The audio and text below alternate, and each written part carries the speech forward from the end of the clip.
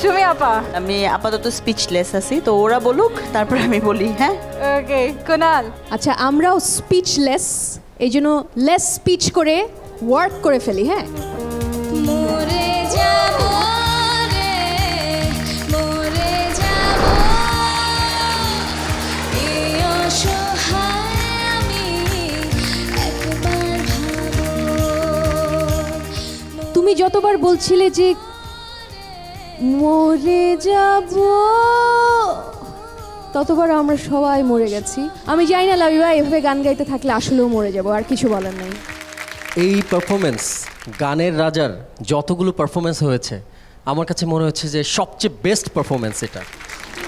এই গানটা যখন সুমি আপারা প্রথম বাঁধে, মানে প্রথম মানে নিজেরা তখনও মনে হয় রেকর্ড করেনি, আমি জানি না, যখন গানটা বাজাচ্ছে তখন আমার পতিদেব এই গানটা দিয়ে ফোনে শুনিয়ে আমাকে পটিয়েছিল।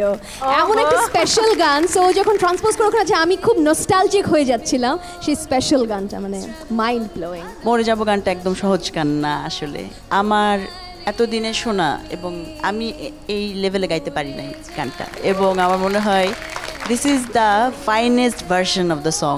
সো অসংখ্য ধন্যবাদ, আমি আজকে কৃতজ্ঞ হয়ে গেলাম তোমার কাছে, ঋণী হয়ে গেলাম তোমার কাছে।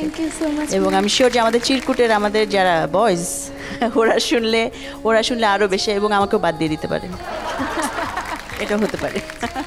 থ্যাংক ইউ লাবিবা, তোমার জন্য অনেক শুভকামনা। Thank you so much everybody. Thank you so much Labiba. হ্যাঁ।